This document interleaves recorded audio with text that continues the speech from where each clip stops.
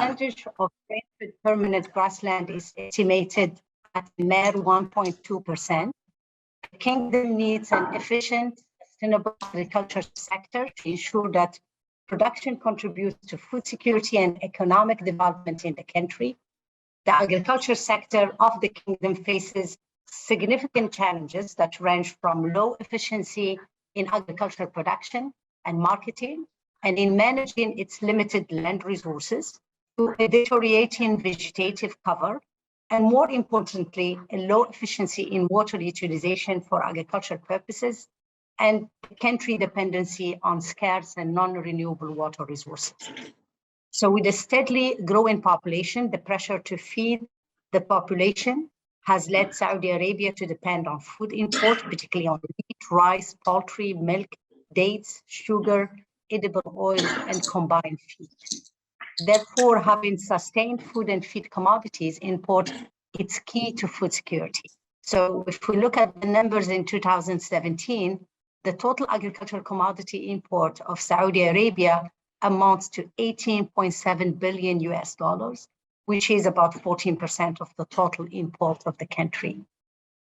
Saudi Arabia is not immune to disruption in the global agri-food system. However, it is therefore imperative for the country to develop early warning system and contingency plan to ensure a sustainable and reliable supply of food for its growing population.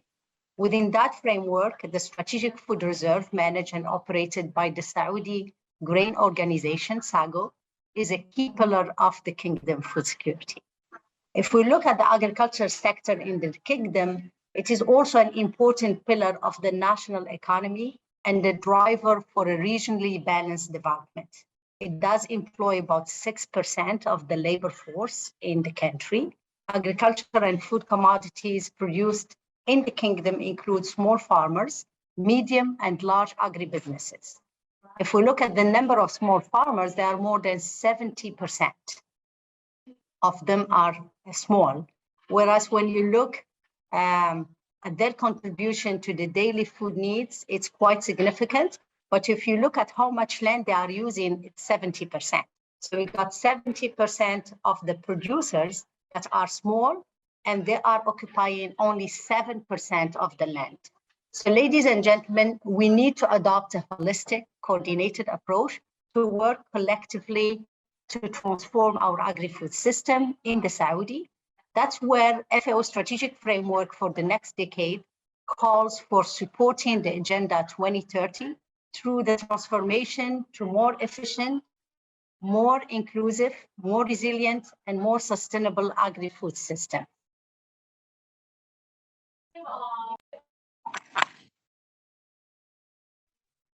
So sorry, I was saying that that's where our new strategic framework at FAO really calls for a transformation to more efficient, more inclusive, more resilient, and more sustainable agri-food system, so that we get four betters: better production, better nutrition, better environment, and a better life, leaving no one behind.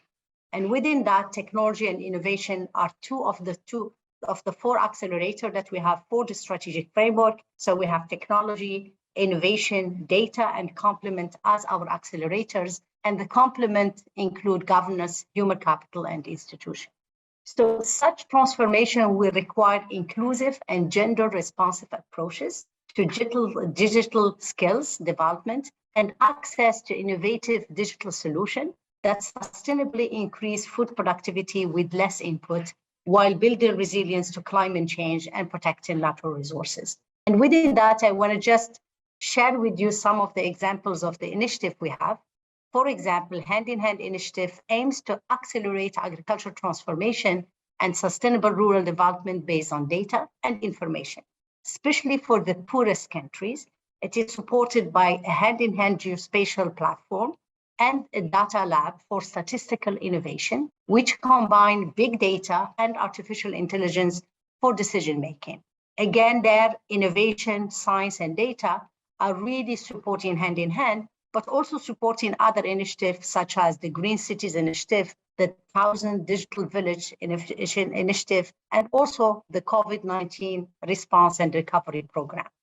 Here, I would like also to highlight that no institution can have all the data and knowledge alone. We need partnership and collaboration with multiple stakeholders. For example, we are collaborating with Google and using EarthMap.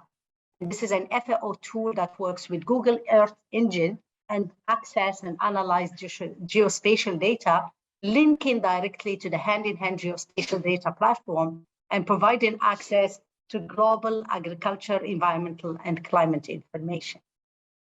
Our strategic framework shares many similarities with the national strategy for Saudi Arabia that envision a sustainable agriculture sector that contribute to the achievement of food and water security, socioeconomic development, and environmental sustainability for the kingdom. An important element of any strategy toward agriculture and food security is to make the best use of territorial specificities. In Saudi Arabia, there are many different agroecological and socioeconomic conditions that require tailor-made approaches. By examining its agricultural natural resources and rural and socioeconomic characteristics, Saudi Arabia can identify agricultural potential and support promising options based on specific commodities. The country has great potential in some key products, and while some of which are niche, they have a substantial economic, social, and environmental potential. These are dates, and I think we all agree on that, but also coffee, tropical fruit, honey, roses, as well as fisheries, livestock, dairy products, and cereals. So allow me to mention one more program that is quite new within FAO, and that aims to develop a green and sustainable value chain for special agriculture products.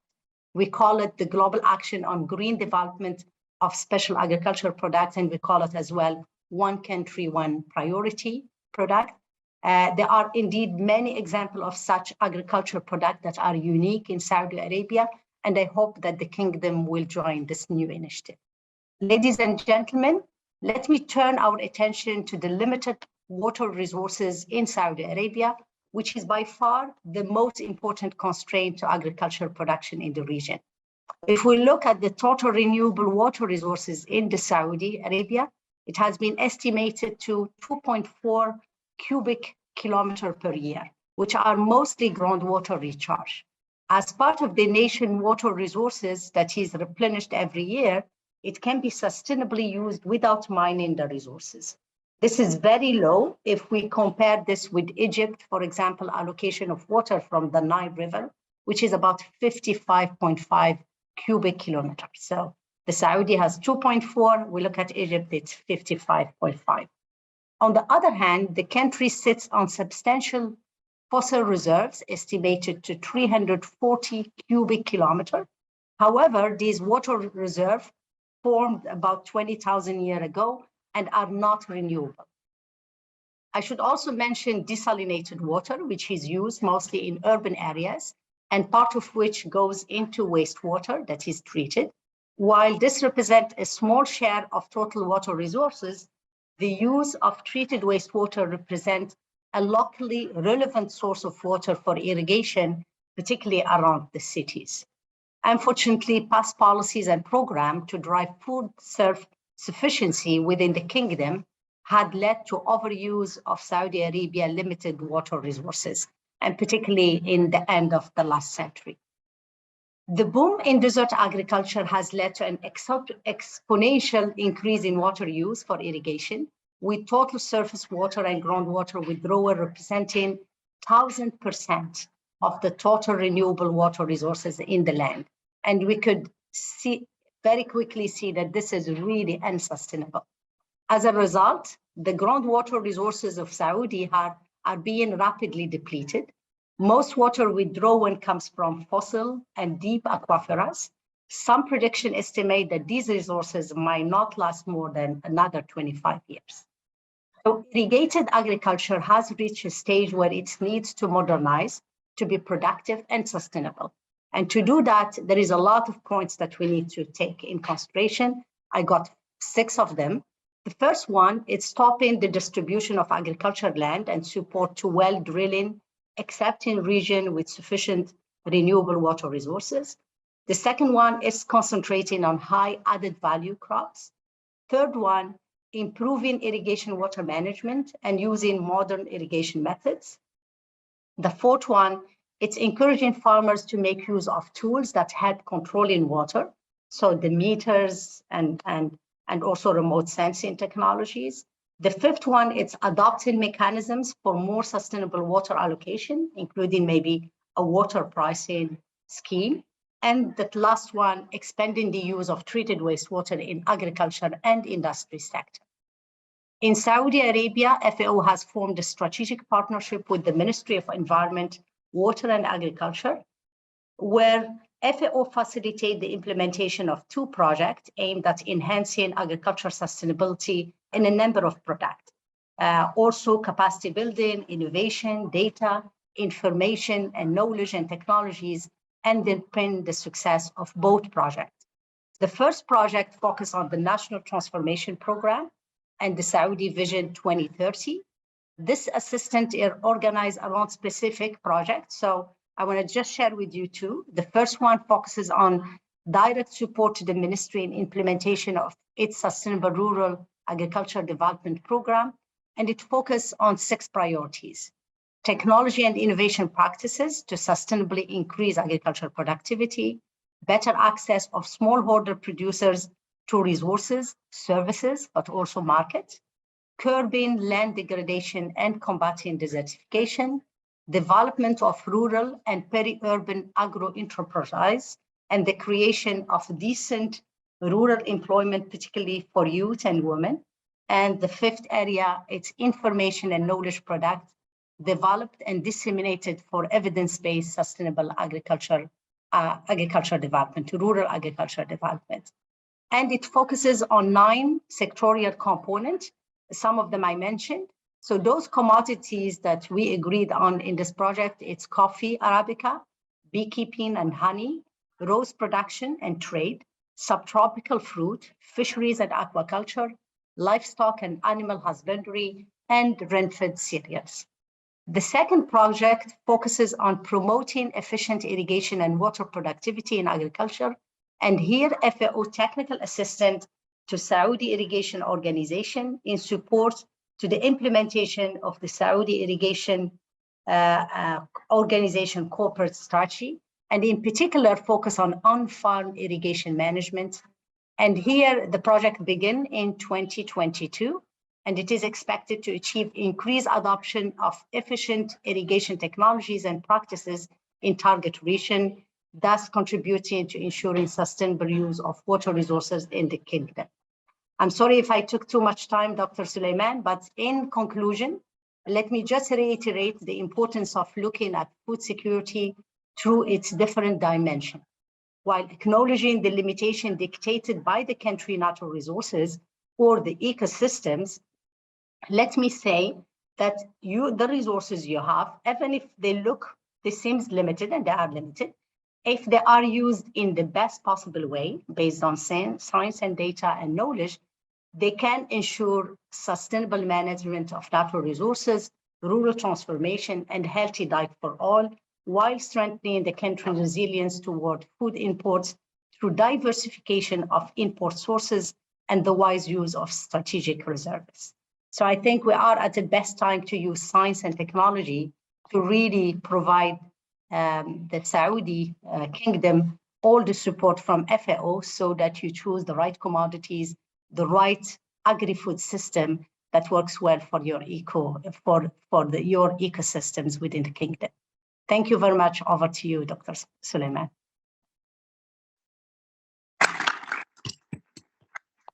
Okay, thank you.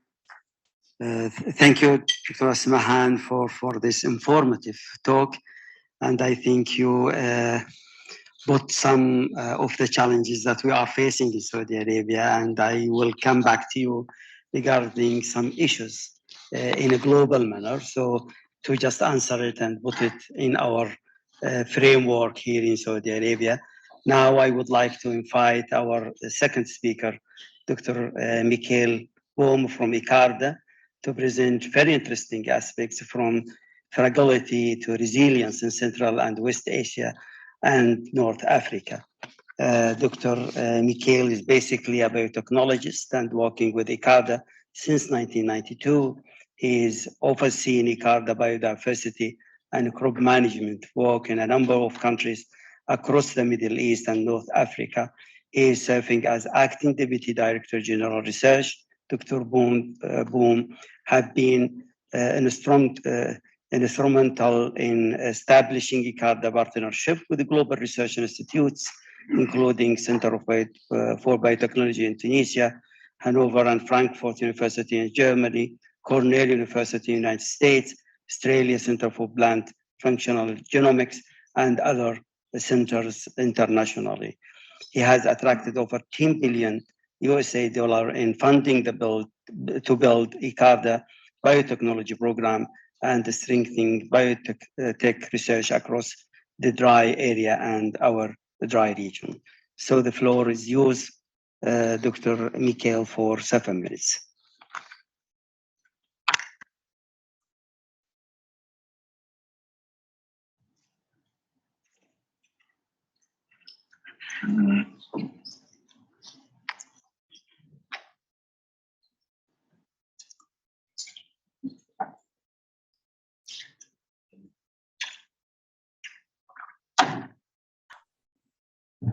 Michael, can you hear us?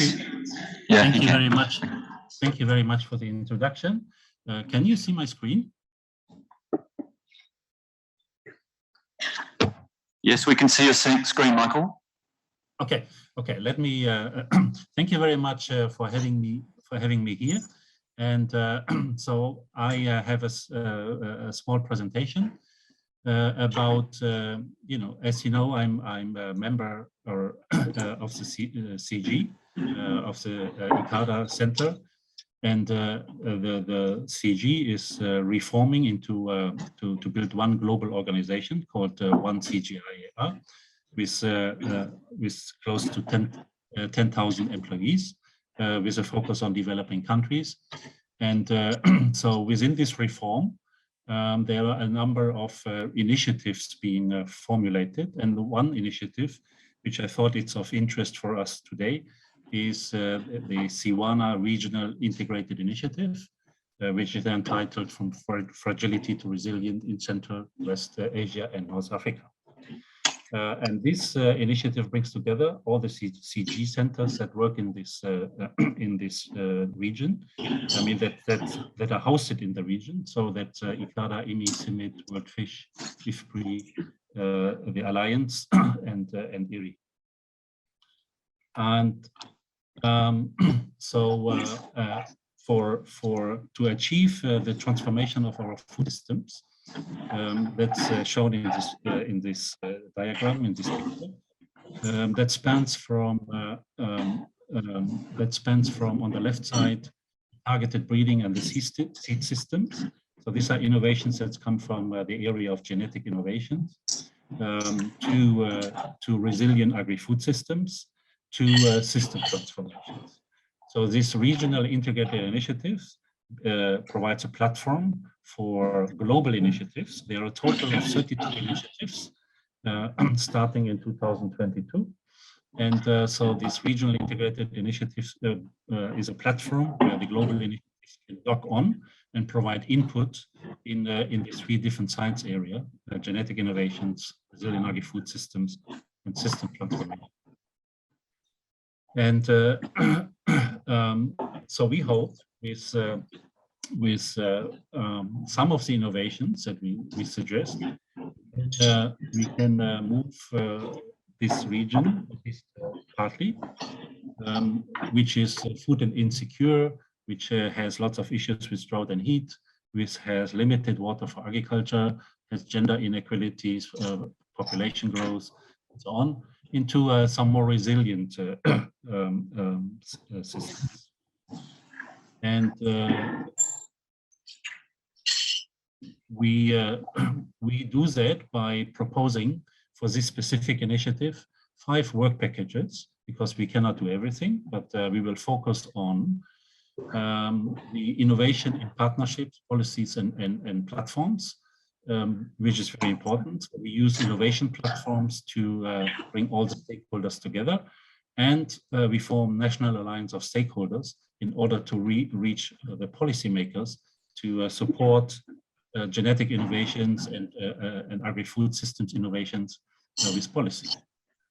In work package 2, we look into genetic innovations and seed systems, as well as the biodiversity preservation. In work package 3, we look in sustainable and equitable intensification of Siwana farming systems. In work package 4, we look at the sustainable water and land management and energy systems. To go from more from watershed to landscape. And on 5, in work package 5, we look into the digitalization assisted climate resilience and drought and heat and risk. So 5 work packages. They have selected a number of innovations that will be outscaled and will hopefully in 2030, over a time frame of 8 years or 9 years, will lead to for instance, to the use of best genetic solutions, adopt conservation agriculture, work together to create efficient, inclusive, and resilient national agri-food systems, and so on. So that is a projection for if all the innovations are implemented to achieve this 2030. As I said, so just a few glimpses about what we offer here, what we have in mind, and what we want to do is to use these strategic innovation platforms and the creation of national stakeholder alliances. Here I have taken an example from Morocco, the rain-fed cereals with small ruminants. That's maybe also a value chain that is important for Saudi Arabia. That's done in the watershed along a river. There's a farming community, and it has a research station that, for instance, ICARDA is using around the Marshoush. And so we create an innovation platform around this, bring all the stakeholders together, and move forward to implement innovations and better policies. Work package 2 is about biodiversity preservation and genetic innovations and seed system classification. Here we find all the elements of to protect Siwana biodiversity, to participatory validate best genetic solutions for the Siwana countries, and the inclusive seed systems. Here it's important. I mean, so here is all the seeds, the breeds, the innovations related to crops. It's important, for instance, that because of the crisis the looming crisis in Ukraine and in Russia, a drought of a century in countries like Morocco. It's important that immediately we react to this crisis by it's possible to plant spring crops in Middle East, because there is sufficient rainfall in January and February this year. So it's possible to plant more wheat, more barley, and other crops to address the looming crisis. It's possible, for instance, in countries like Morocco to plant barley in the highlands. And then a number of countries that have huge imports in wheat, such as Egypt, such as Morocco, that more is done with mixtures. In Egypt, for instance, we have already experience with wheat and barley mixtures. And in Morocco, that's already common tool. And other countries like, for instance, Nigeria, which is a big importer of wheat, they blend wheat with cassava. And then, of course, it's possible in the irrigated areas, so like Egypt, Sudan, Ethiopia, to plant more heat and drought-tolerant crops in order to make up for the looming shortfall of global supplies in wheat barley.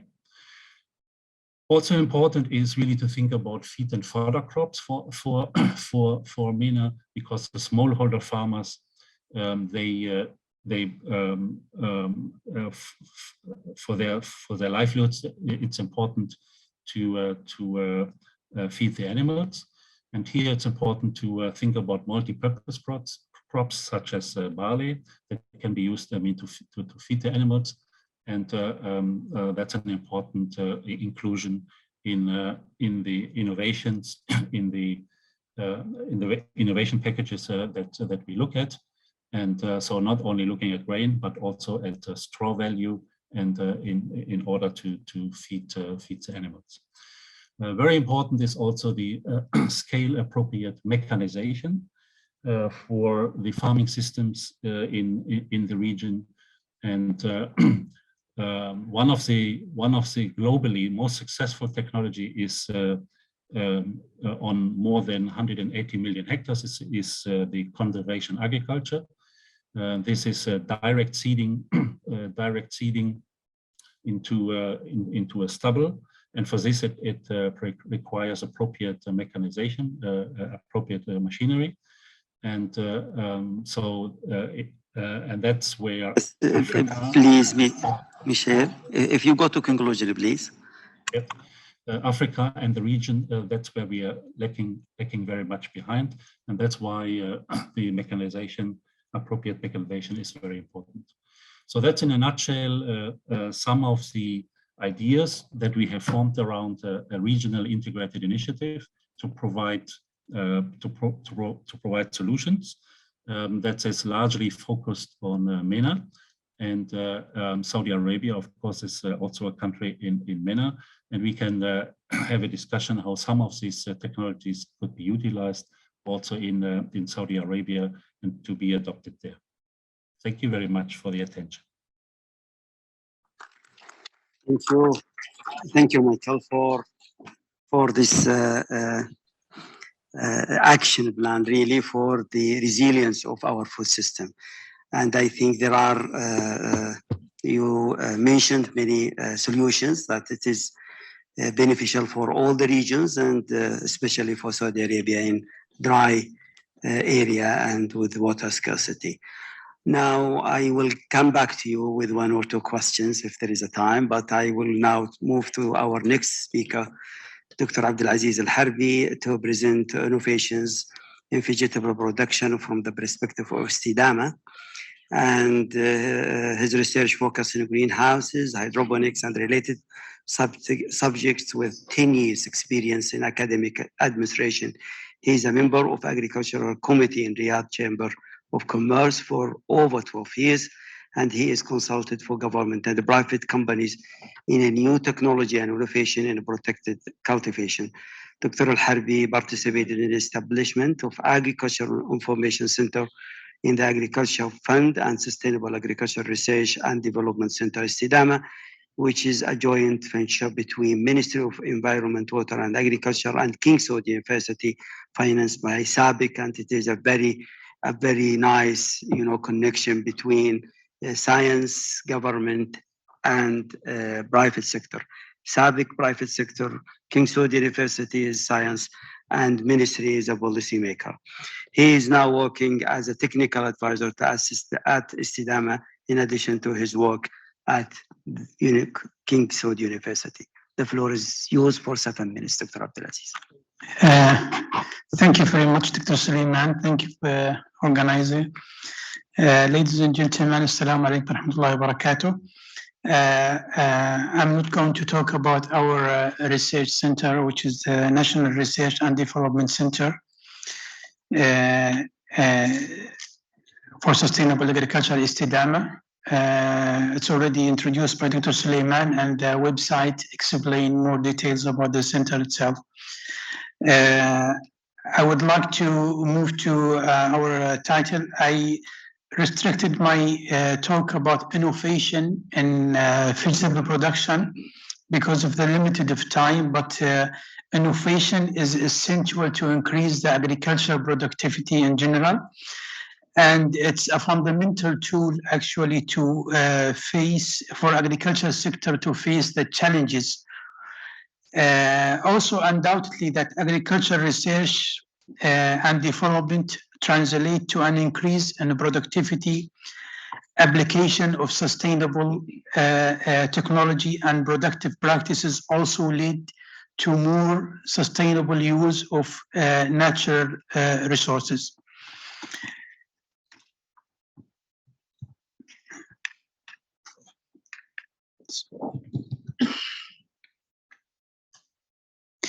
Okay, the first slides I would like to give a general picture about the food security in Saudi Arabia.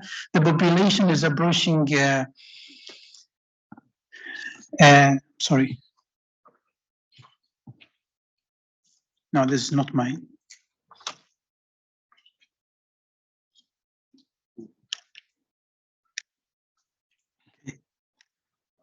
Yeah, it's going forward. Let's come forward here.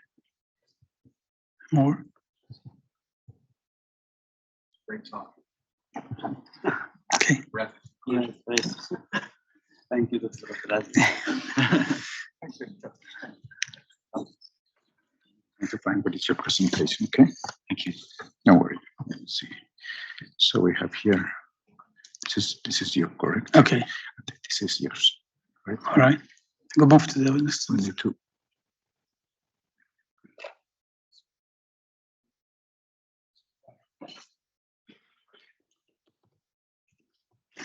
There. Oh, this one. Yeah. To move there. It's okay. Okay. It's taking some time to move, maybe. This is yours. Yeah, yeah. It's very slow.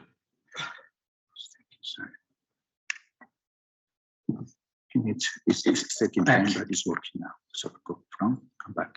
Okay. Okay, this is a general picture of the food security in Saudi Arabia. The population is approaching 35 million in 2020s, and we are consuming, generally we are imported almost 80% of our national food need, and the growth rate of food consumption in Saudi Arabia is almost 4.6.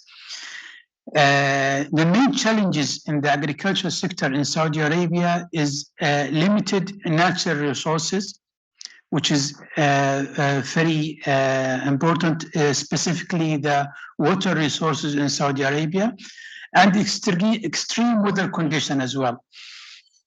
I can add one more factors, that the accurate data, statistical data also for the sectors is one of the challenges. We will talk about it later on.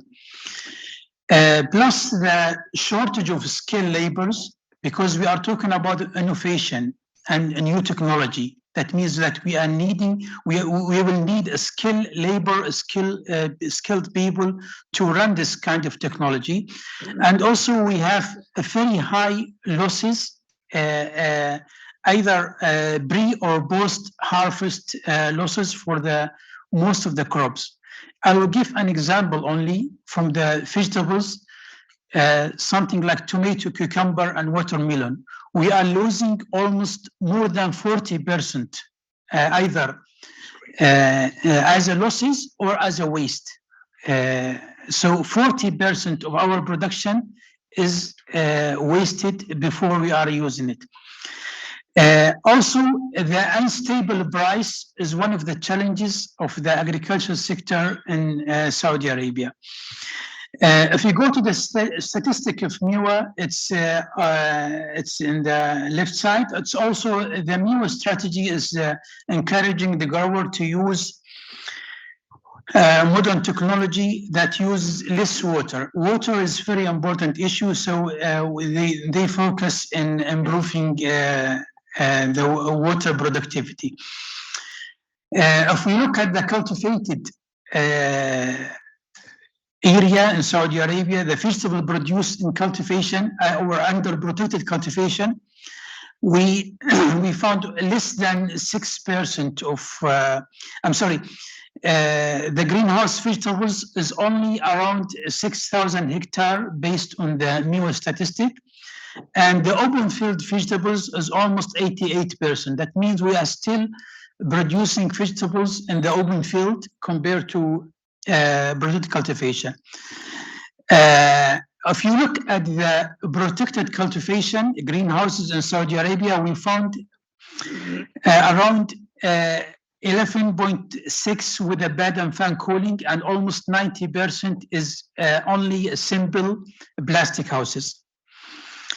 And this is the impact of technology in the production of vegetables in general. If you look at the major production factors, on the left side, you see the capital, labor, nutrient, waste management, water, energy. And this is the area where we can apply the innovation and the technology. And the left side is the balance of this technology. So if we want to invest more technology, we have to balance the right side of this picture, the price of the product, and also the other potential additional factors like subsidy, investment, etc. and policies. Because if there is no good price in the right side, it doesn't encourage the people to invest in the technology in the left side. I will give you an example from the effective technology in preserving the irrigation water. If you look down there, this is a different technology of protected cultivation of tomato. For example, the production per unit area in tomato in the open field around 5 kilograms, and if we are moving right, we are using more technology. Unheated greenhouses to increase the production to 20 kg per square meter, and if we moved up, we reach almost 75 kg per square meter if we are using very high-tech greenhouses. You can see the difference is 70 kilograms per square meters for one crop. Also, there is another example from the open field. This example from the field in Saudi Arabia. It's from MEWA company in Wadi Dawasir. They are growing potato using a buffet system for years, and now in the last few years they start to invest in the drip irrigation, and you can see the difference. The production with the buffet system is around 32.9 ton per hectare, and the production with the drip irrigation is almost 48.2 ton per hectare. You see the difference in production. Let's see the water consumption. In the drip irrigation, they used 120 liter per kg of potato. With the buffet irrigation system, they are using 270 liters per kg. This is just a simple example, which is already in the field here in Saudi Arabia, how the technology can increase the sustainability by preserving the water resources.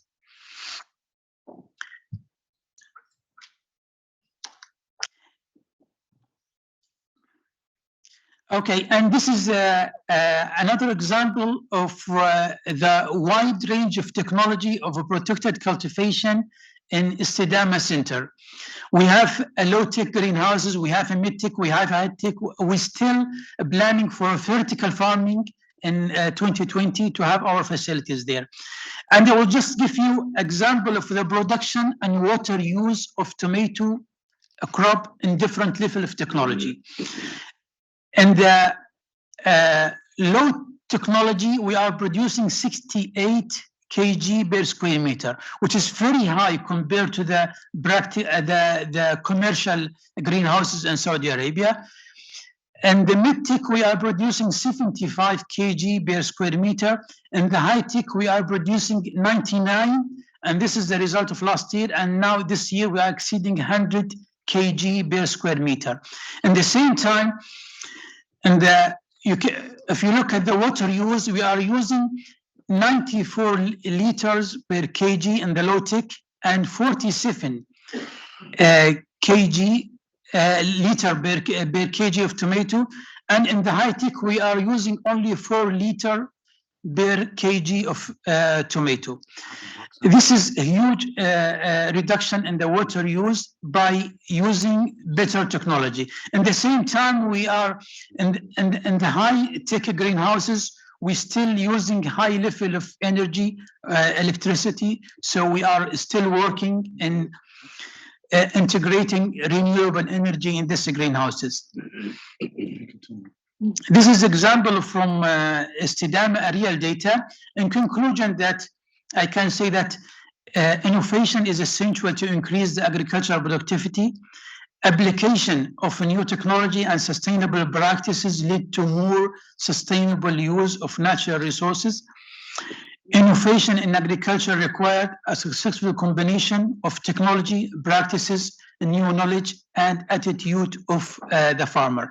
I would like to add one more point, that the data, the statistic, which is, I think, mentioned by Mark, that you cannot find accurate statistics sometimes to help you the decision making, especially in the agriculture and water and natural resources system in Saudi Arabia. So this is, I would like to mention that also I found a variation between the statistics from FAO, MEWA, and Saudi Authority of Statistics as well. This is why I would like, I wish that one of the recommendation of this workshop is to have a real sustainable planning for agricultural sector in Saudi Arabia, to have agriculture information center that can produce a reliable statistic to help in this. This is a decision support system for our great initiatives like Greenery of Saudi and other initiatives as well. So we really need this kind of reliable statistic that help us to take solid decision in these sectors. Thank you very much. Thank you, Dr. Abdulaziz, for this presentation. And I think this is a very nice example of water, energy, food nexus, to have the energy, water, and food produced under controlled environment. It is an example, and I just emphasize also the statistic as a supportive tool for the decision makers in all the world. And we will maybe discuss it roughly during our breakout sessions tomorrow, hopefully. Okay, I will now move to our fourth speaker, and he's Mr. Sattam Al-Mezyad, and he is currently serving as the Director of Agriculture Investment Abroad Initiative at the Agriculture Development Fund, and has held this position for 3 years. Mr. Sattam has over 13 years of experience in the financial sector, dealing with financial evaluation, managing the credit portfolios, risk evaluation, analyzing and reporting credit proposal and other corporate credit tasks. I welcome Mr. Sattam Al-Mezyad for the next 7 minutes to speak about Agriculture Development Fund as a food finance fixer to heal our food supply. The money is yours, and also the floor is yours for 7 minutes. Assalamu alaikum wa rahmatullahi wa barakatuh. Thanks, Dr. Suliman, for the introduction. I would like to thank the organizers, KAUST, everybody here for being here today. It's my pleasure to introduce to you what is ADF, actually, what we are doing, and some of the issues that we are seeing in the funding, especially funding the agriculture sector. Ladies and gentlemen, just let me allow me to go quickly through our presentation. Professor Rebecca here, she asked me to shorten it as much as I can. So I hope I don't miss some information. I try to provide all the data that I can do.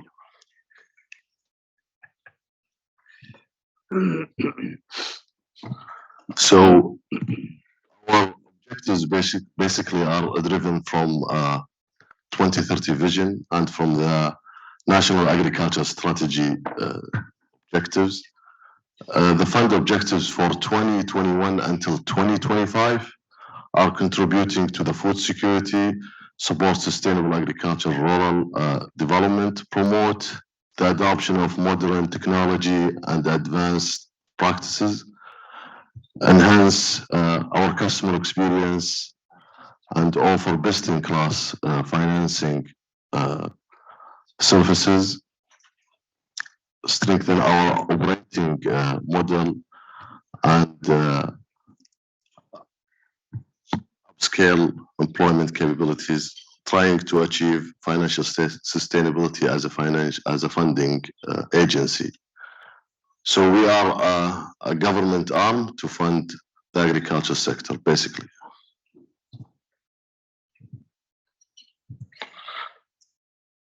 Okay, we were established by royal decree in 1962. Okay, we'll go back.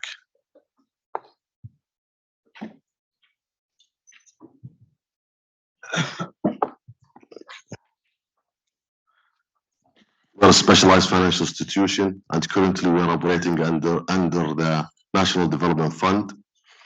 We promote the sustainable development of the agriculture sector and contribute to food security while conserving water resources and the environment, provide loans and credit facilities to individual enterprises and to cooperatives operating in the local agriculture sector. So far, since our establishment, we fund 57 billion Saudi Riyal, up to 500,000 loans. Our portfolio divided between 70% to normal loan or small farmers, 30% to specialized projects, which are granted for projects unlicensed by MEWA. We're trying now to shift to 50-50. Also, we have another program, which is Agriculture Investment Abroad program, launched in 2019. It's new programs.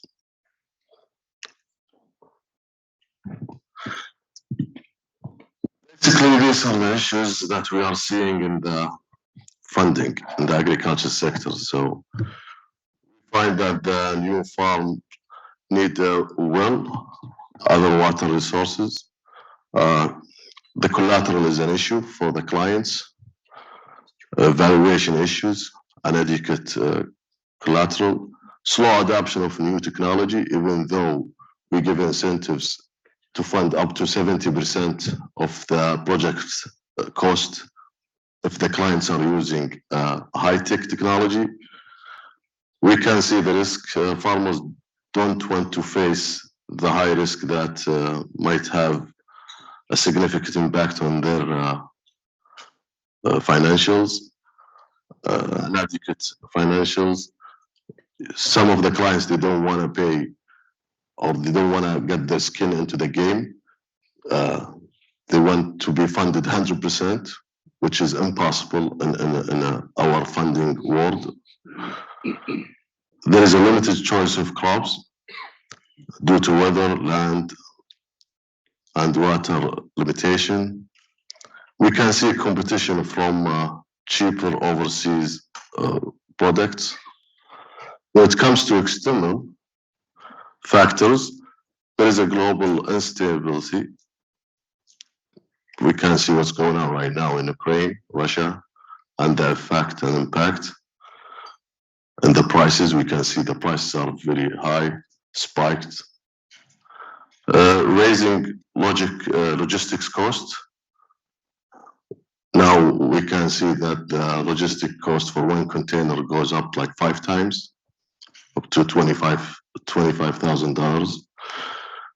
The coronavirus pandemic, although the pandemic has become manageable, the impact is from the initial.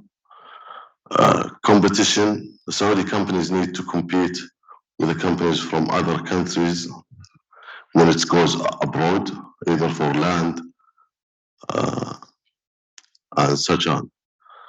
Now also there is a risk on capital control and sanctions when they go abroad. Here in the kingdom, we don't have that. So far, we don't do any sanctions on flow of cash in or out of the country.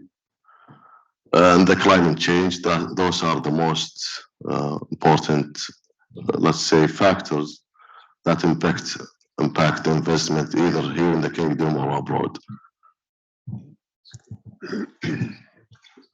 This is just a quick look at our portfolio and the services that we are providing.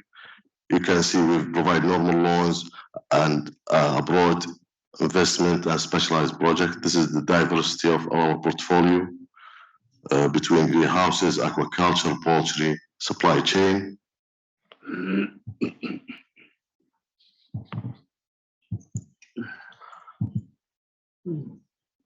I will jump just to, this is some incentive, like we try to strengthen local supply by providing incentives on new technology, flexible collateral requirements, try to arrange a collaboration partnership. Okay, that's almost done. Just 1 minute. So, ADF target to accelerate the sustainability of the food supply to encourage modern technology to develop and improve market delivery, to achieve efficiency and sustainability, to reduce the food waste, and to encourage competitive advantage, and to increase support to small farmers. That's basically all what I got to say today. Thank you very much. Appreciate it. Thank you, Sattam, for this presentation. I think always Sattam, the development follow the credit and the fund and support. And I think this is one of MEWA tools to redirect or shift the direction of our food system in Saudi Arabia. And it always happened in the world in this way. Now I will go to the last speaker, is Dr. Ibrahim Al-Turki. I don't want to say that he is bigger than me, but I'm really honored that he is my teacher, by the way. And this is one of the things that I'm proud on. So Dr. Ibrahim Al-Turki is chairman of the Agriculture and Water Committee for Riyadh Chamber of Commerce, as well as chairman for National Agriculture and Fisheries Committee, Union of Chambers of Commerce. He is founder of and CEO of the Haya Earth. Prior to his present position, he was chairman in the Department of Economics, as well as dean in the College of Management Science and Planning, and at King Faisal University, Saudi Arabia, from where I got my degree. So this is why he is my teacher. I'm happy to invite him to share with us business model for investment in science for sustainable food security. And 7 minutes with you, Dr. Ibrahim. Thank you. Thank you, Dr. Suliman, and thanks for the organizers for giving me this opportunity to present today. I'm really honored to be at KAUST. Maybe I hope I will try to convince you by the end of my presentation that we don't have scarcity of resources in Saudi Arabia. Neither any country has scarcity of resources. I think we have scarcity of knowledge. Also, I will try to convince you that investing in science to create knowledge is a worthwhile endeavor. It's a worthwhile investment. And even in many cases, it can outperform other investments.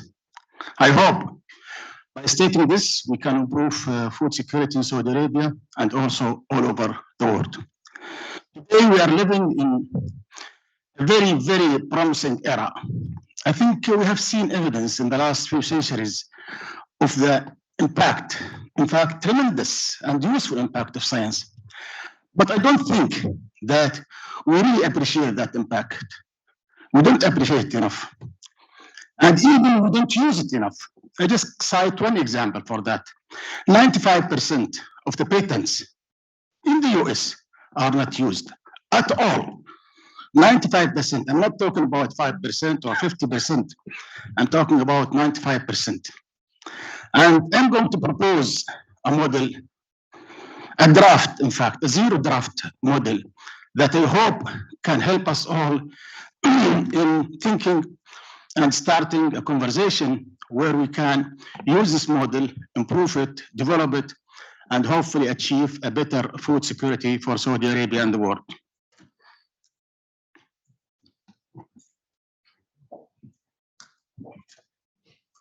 First of all, I would like to define science as a public good. And public good is a very precise term in economics. It means once the good, whether it's science, whether it's street light, whether it's defense, once it's produced, it costs very little for others to use it. And this is basically, to a large extent, is the nature of science. Once we produce a drug, it costs us like $1 billion to produce the first drug, but then to reproduce this one, maybe it costs us $1 or less, or maybe a cent. And we have many examples like this. From agriculture, I can give you an extreme example in the antibiotic. We know how much antibiotic saved as far as lives and improved the health of many, many people. We have a clear example here in Saudi Arabia, Abshir. This service that the government spent little money in using this scientific achievement, and according to last study, 17 billion riyals are saved every year because of this investment. That's a very, very high return to such an investment. In agriculture, of course, I think all of you know about the Green Revolution. And in Saudi agriculture, I can cite only one example, which is the potatoes development program. I think there are an infinite number of forthcoming examples, but I only cite few related to water. The use of desalinated water.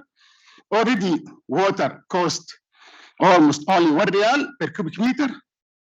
For many producers in Saudi Arabia and other countries, it costs also about $1 to dump a cubic meter of water. Excuse me. Rainwater. This is another sign. Mark mentioned the 500 billion cubic meters of water available in our ground resources. But if we could use science to use rainwater, I think we can produce 500 billion cubic meters in 3 years. That's, yes, the average rainfall in Saudi Arabia is about 100 millimeters per year, but a lot of rainwater falls in the Saudi land. Another promising area, we have all seen it, is the atmospheric water. There is a lot of water also in the atmosphere that we could use. Aquaculture is a huge potential. Now we could use inland aquaculture, we could grow fish in the desert. That's another source that need another. I'm not going to talk about microbiome. I know KAUST is doing a great job in this, and I think we should do a lot more. CRISPR, another technology that I think has huge potential on investment, and I could cite many, many more. This is just some few examples. I could cite many on the returns to investment in research and development. Very high. You have seen the numbers. I don't want to dwell on these numbers, but the average return on Standard & Poor, which is a reference, a benchmark, is 10%. All these numbers that you have seen are much higher than 10%. Saudi Arabia started with Dutch government a potato development program where a lot of research was done on varieties, on spacing, on irrigation, fertilizations, a lot of experiments. Net profit to the farmer is about 150 riyal per ton, and this is what happened. We don't know how to grow potatoes. We don't know even how to eat it. Now we are a major producer and a major consumer of potatoes. We are producing, it's almost second crop in Saudi Arabia after dates. And annual rate of return, as I estimate, is about 60%. For every 100 Riyal you invest, you get 60 Riyal on average per year. I think that's a very attractive return. Standard & Poor, as I said, is only 10%. I can cite another example from the government, from the private sector. Dr. Abdulaziz Al-Harbi just mentioned a while ago the experience of MEWA, an agriculture development company. I will just mention how much they made in this investment. They invested in the science of drip irrigation, and they invested in human capital of it. Drip irrigation, they invested 25 million Riyals. They saved about 1,165 cubic meter per hectare. And also their production increased from 6 ton to 8.4 ton per hectare. That's a lot. The return to the company is about 13 million Riyals. That's the saving in water. That's the value of saving in water and the value of the increased production. 13 million Riyal in a year for an investment of 25 million Riyal. I think that's a very good return. Of course, there are challenges. Why these very successful and fruitful cases, experiences did not scale? This is a very new phenomenon. I mean, it's been studied only lately in the last few years, and I would like to share with you some of the conclusions. We did not learn how to increase, how to learn from the potatoes in the government to the tomatoes to the other crops, to the other resources. We did not learn from the experience of this company to other companies. I think there are, I could mention only 3 or 4 challenges, but they are macro challenges. First of all, dispersed knowledge. This is the term used by the Nobel laureate Friedrich Hayek, which he said, knowledge, of course, there are a lot of public good knowledge, but also there is a lot of dispersed knowledge. Every one of us, every person has a little bit of knowledge. The role of institutions in the society is to eliminate the obstacles of using this knowledge. Once we eliminate this obstacle, we can leverage tremendous source of knowledge. And only by using science, we can learn how to leverage this knowledge. There is another term that has been mentioned in the literature very recently, causal density. Phenomena are not the same. Physical phenomena is, we don't have causal density. If you boil a distilled water at 1 bar, it will get boiled at 100 degrees Celsius, for sure. Whether you boil it today, yesterday, 1,000 years ago, or 1,000 years from now. Whether you boil it in Saudi Arabia or in New York or in China, it's the same. But if you go to biological phenomena, which is like agriculture, like health, no. There is a medium level of causal density. There are co-founding factors. There are many other factors that could not be controlled. So that's we need to put some effort in these factors. And if you go to social phenomena, where we want farmers to adapt these things, we want government officials to adapt these technologies, that's even harder. We need a lot of experimentation, a lot of science in this, even much more than what we do in the biological and the physical. Then lastly is the voltage effect. I recommend everybody to take a look at this book or to see the YouTube of John List. I think he is a leader in using science, in the science of using science. Tremendous opportunities exist in using science. And he said, when you find results in the Petri dish, why does it usually fail when we try to scale? Very legitimate question. I think most realistic scientists, most ambitious scientists think about it this way. Now, let me go and propose a new model.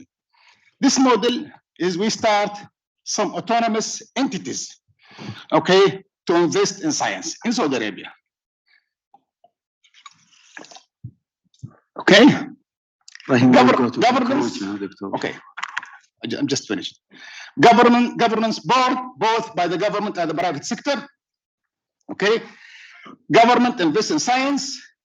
Decisions made by the entities autonomously.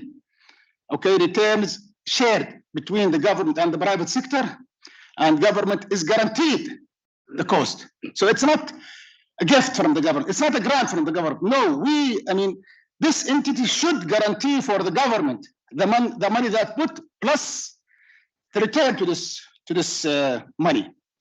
Okay, government levy to generate revenue to entities, and also use of science. This is very important. We don't assume that we know this organization. We don't assume that we know the governance. We just hypothesize. We hypothesize certain governance levels, and then we experiment with these governance structures to find out the optimal structure. I just did small simulation for this, for the potatoes.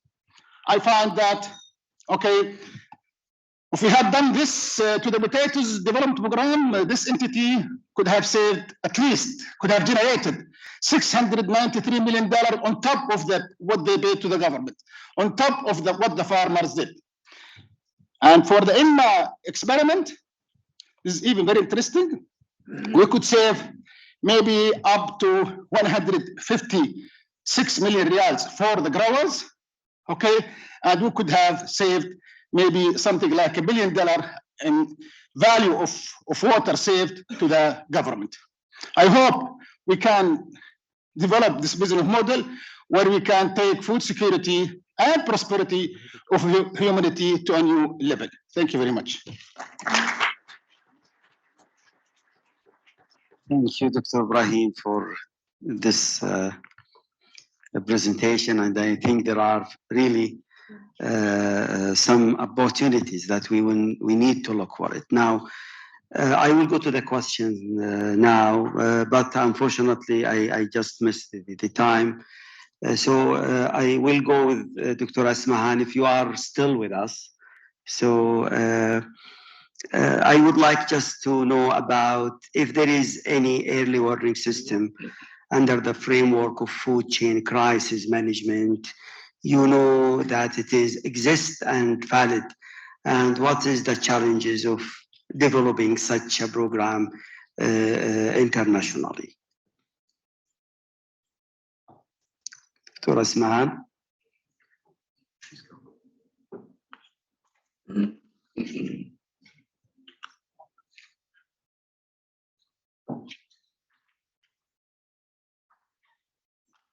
Okay, it seems that she's not with us. I will go to Dr. Baum if he's still with us. Yes, I am. Okay, thank you very much. As you have shared with us some initiative disclosing WP1, WP2, 3, and etc. These are very important to develop resilience and to protect our food security. Could you please share with us the challenges regarding policy and implementation of such kind of network and platform and national and regional alliances? Yeah, if I can, so there are a number of, you can hear me, right? So yes, the technical innovations are largely taken care of. As far as breeding is concerned, we are talking today. I mean, to develop systems to bring innovative products of the food crops much quicker to the customers. But the bottleneck, as you rightly point out, is really in the policies, because I mean, if we have the best genetic innovation, I mean, an increase in yield and so on. But if this product doesn't make it to the market, then a lot of effort is wasted for nothing. That's why we need to look into innovative ways how we can access policymaker and change policies. So and for this one, we have suggested, first of all, I think the CG, I like the idea to work at innovation platforms.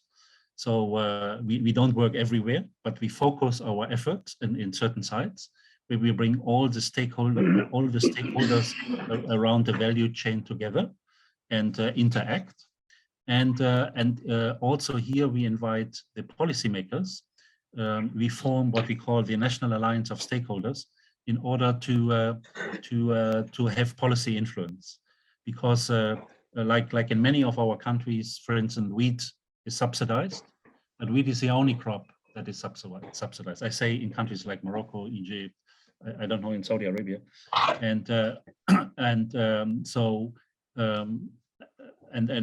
we need to look into these subsidies and what we are subsidizing, because for instance, if machinery is a bottleneck, then we need to think about how we can subsidize. We need to subsidize, the use of appropriate machinery. And so for this one, it's very important to form this National Alliance of stakeholders, so that the innovations on the technical innovations on one side is followed up by policy implementation on the other side. Okay, thank you, Dr. Baum, for these thoughts, and I will come back to you for a final statement in 1 minute, please. So I will go now to Dr. Abdulaziz Al-Harbi, and you mentioned, Dr. Abdulaziz, a range of technologies, high tech, mid and low tech, and from cost point of view, that it is very important for the farmers. All of them varies considerably in production, water consumption, energy consumption.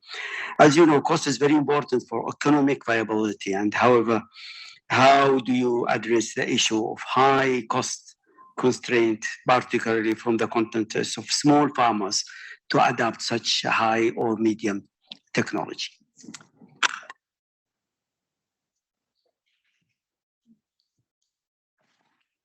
Thank you, Dr. Suliman. I think indeed in Estidamah we are testing different level of technology. The goal of this is to determine the sustainability in terms of water, or at least in terms of used resources, natural resources, including water and energy. Water and energy is the two pillars of sustainability in agriculture system. But at the same time, we look at the feasibility of this technology as well.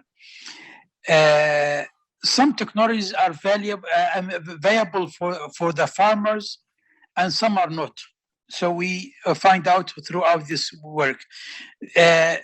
We are testing the economic viability as well, the practical viability as well, because sometimes a new technology need a new skills and knowledge, which is not valuable to the ordinary to the farmer themselves. So practically, it's not viable for to introduce this technology because lack of knowledge how to operate this technology in the field itself.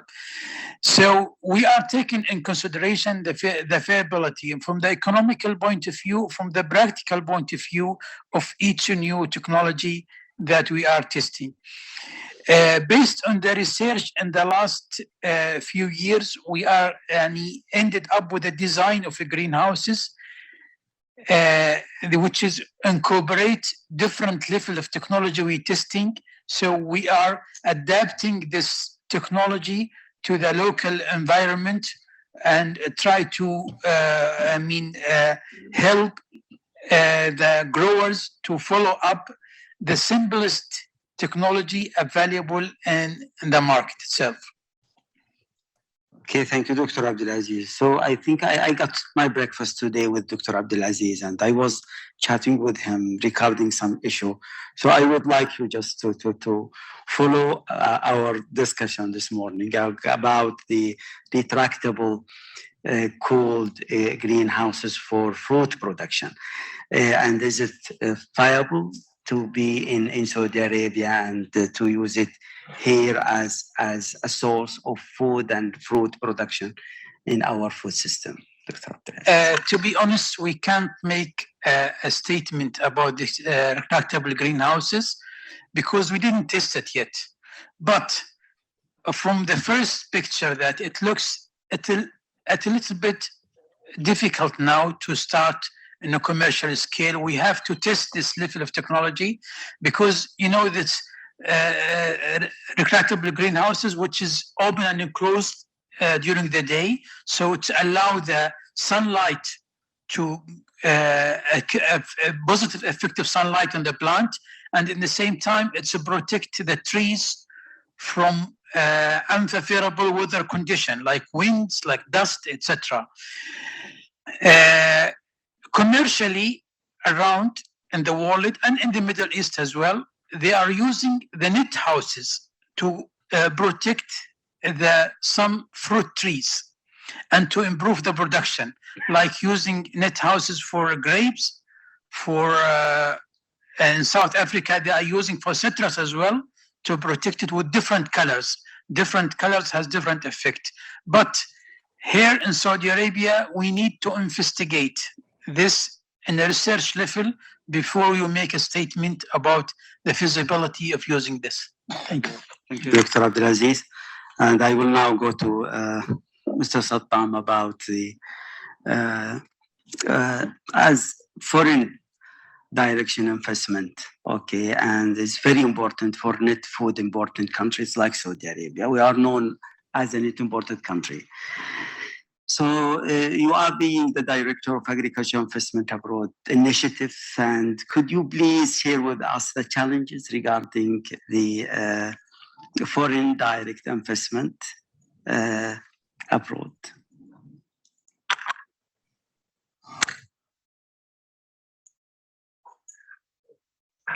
Yes. Let it go. Okay. Well, when we talk about FDIs, Dr. Suliman, risk is associated always with the abroad investment. So geopolitical risk is one issue. When you look at it, actually, there is agro-ecological fits and there is a business assessment. Everywhere you're going to go and invest, you need to look at those. Luckily, in the kingdom, when you look at the business environment assessment, we are very well in that part. But when it comes to the agro-ecological fits, we might face some issues, especially when it comes to the water. Like most of the companies, when they're looking to come to the kingdom, they face some issues such as, let's say, the environment and the water issues. There is some perception that they won't get funding. The funding will be just for Saudi companies, which is not true. I think promotion and attracting FDIs to the kingdom is very important, especially in implementing a high-tech and agri-industrial sector. For us going abroad, it is also an issue. Implementing a responsible investment framework using a high standard of ESGs, it's very important when we go abroad. Also, the companies, when they come here to the kingdom, it's very important for them to implement a high standard of ESGs. Contributing to the host country, it's an issue. Creating jobs, it's an issue. All of these need to be taken in consideration. Also, respecting the land when you go abroad or when you come here to the kingdom. So all of these are challenges, but when it comes to the business environment here in the kingdom, I think we are very well and fit. We have a very clear investment policies for investors to come and invest in the kingdom. And what we are looking for here in the kingdom is smart investment. Investing in high tech. When it comes to going abroad, we need to share with the host countries the food security aspects, creating jobs, and such on. So that's in short. Yes, okay. Thanks. Thank you, Sattam, for answering my question. And it is really, there are, for any investment, there are always risk facing all the investors. I will go to Dr. Ibrahim Al-Turki in the last question about how do you see the future of public-private partnership for agribusiness development in Kingdom Saudi Arabia? Maybe you can infer from my presentation that there's a huge potential And especially nowadays with Vision 2030, now we can see that everything is possible. Everything is changeable. Everything, can be done. And I think there is a golden opportunity for us to experiment, to start with some, let's say, prototypes of new models of public-private partnerships. And we should always base it on the evidence. We should see the results in front of our eyes. We don't assume that these, because they are implemented somewhere in another country, or because they are implemented in the past, they should succeed in the future. We have a high degree of, as I mentioned, of causal density. And that's why I think we need a lot of experimentation using the scientific method and basing our decisions on evidence. Okay, thank you, Dr. Ibrahim. I will go back to Dr. Baum for a key message for the audience, the speakers, the participant here. In 1 minute, please. What is your message for us? Yeah, I have come across. There's an echo. I have come across working in this region that we still have very much a disciplinary focus. So the breeder talks to the Minister of Agriculture, the water specialist talks to the Minister of Water Resources, but we don't speak together. So for specifically to address climate change, we really need to and especially in our part of the world where water is really such a scarce resource, we really need to start to speak together and to look at when we suggest innovations on one side, we need to look at the trade-offs, whether an innovation is really if there are only positive developments and not so much negative consequences. So that's why we need a much more systems approach rather than disciplinary single disciplinary actions. So and with that one, I think we will make much more progress. Okay, thank you, Dr. Baum. I will go to you, Dr. Abdulaziz, for 1 minute key message for us. Thank you. For the food security in Saudi Arabia, we have plenty of space to improve the food security in Saudi Arabia without spending any money, without waiting for the time, because if we can reduce the waste and losses percentage of the food in Saudi Arabia, which is approaching 40% in some crops, it's going to make a huge change in the food security. Also, to face the challenges, we have to implement the innovation, especially for the water. And I gave example from the field in Saudi Arabia, how technology can improve the water. And also in Estidamah, I gave example that how implementing more technology, increasing the yield, which is reflected in the water use and the energy used. So also, the last point is to increase, the last point is the agriculture information.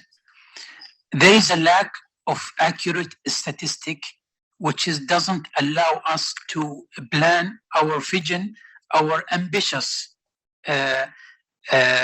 project like Saudi Green Saudis and etc.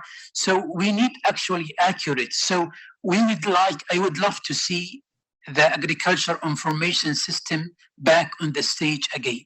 Thank you. Thank you, Dr. Abdulaziz. I will go to you, Sattam. So if you have a 1 minute message. Thank you very much. I think somebody's talking. It's not me who's doing. Okay, so Ismahane, I will come back to you just after Dr. Ibrahim Al-Turki.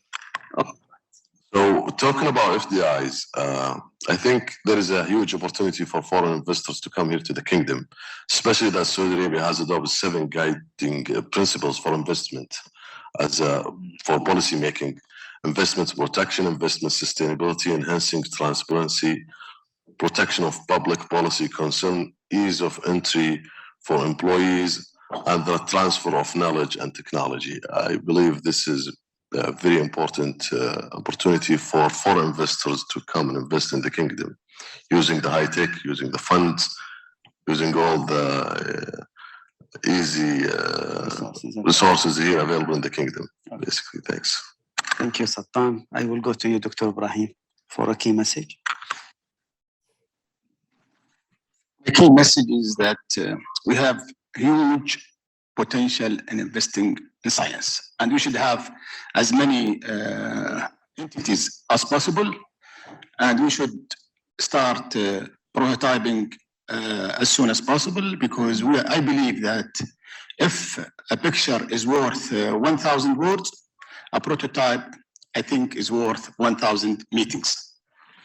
Okay, thank you, Dr. Ibrahim. Dr. Ismahane, I would like to listen to you for 1 minute. A key message for us regarding the global food system and the food security.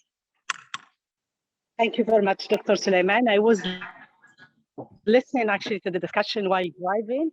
My apologies, but I'm going to pick up on Dr. Turki message, which is science and innovation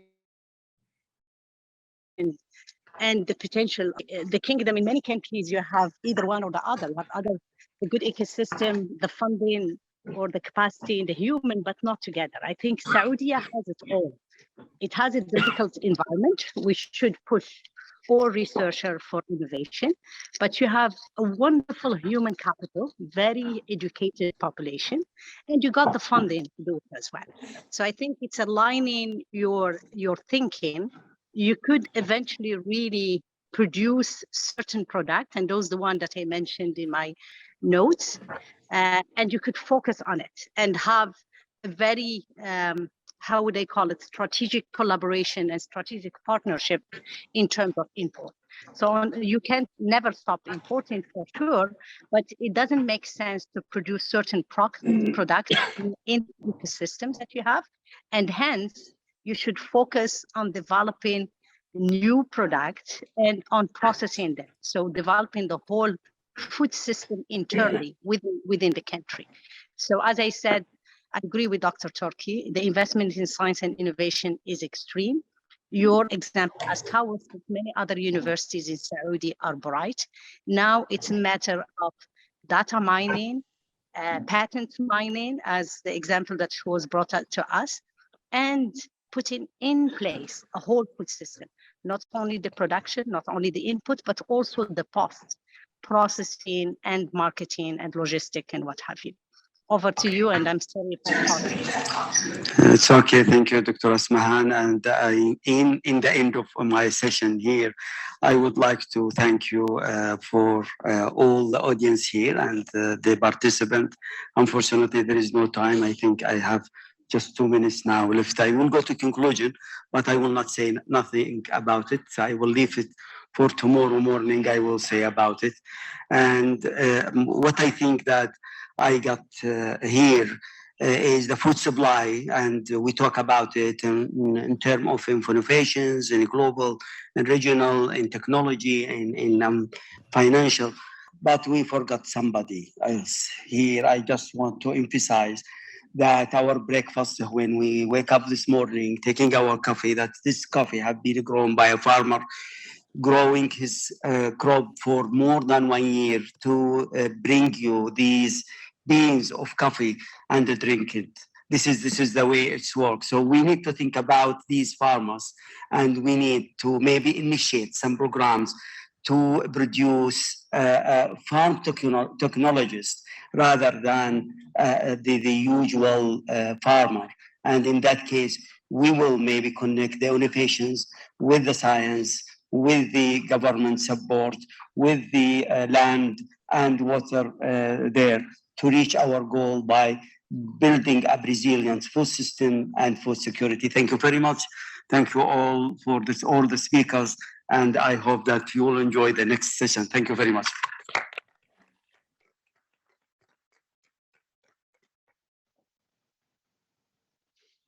Talks. It's very hard to keep people to 7 minutes. Sorry? It's very hard to keep people to 7 minutes. Oh, yeah. Yep. That's right. All right. Thank you so much, Dr. Suliman and all the speakers. That was a very good start to the session, to the day. A common link that was made by most of the speakers was the link between food supply and water supply, and that will be our next session after morning tea. Once again, we will have an eminent chair and a team of specialists to help us understand these issues. For morning tea, to try and catch up some time, we're going to compress it a bit, so we will break now. We will be back here and starting by 11:40. So if you can get something to eat, something to drink, meet somebody new. It's important to meet somebody new at these events and build your networks. If you can start to move back in at about 11:35, 11:36, we will start at 11:40. So for the speakers for the next session, be ready to start at 11:40. Thank you, everybody. See you soon.